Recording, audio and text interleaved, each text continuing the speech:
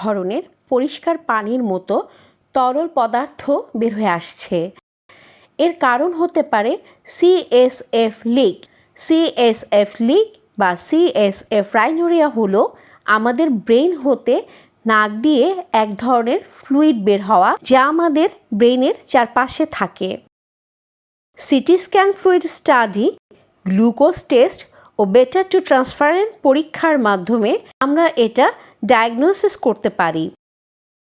আঘাত, টিউমার বা কোনো কারণ ছাড়াই এটা হতে পারে।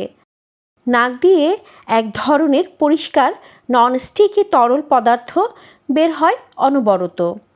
সাথে মাথা ব্যথা হয়, যা বসলে বাড়তে পারে, বমি ভাব হতে পারে, নেক স্টিফনেস ও হাই ফিভার হতে পারে।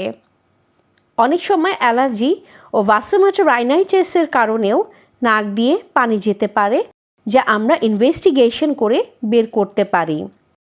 প্রাথমিকভাবে আমরা অ্যান্টিবায়োটিক্স দিয়ে থাকি, পরবর্তীতে এন্ডোস্কোপি ক্যামেরার সাহায্যে এই সিএসএফ লিক সারাতে পারি, যা 80 থেকে 100% কার্যকর।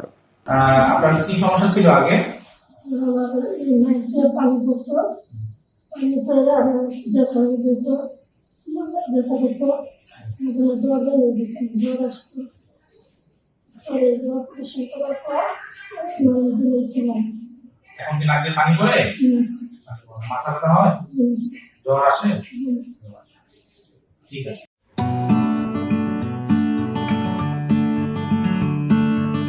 Thank you for watching and subscribe the channel please.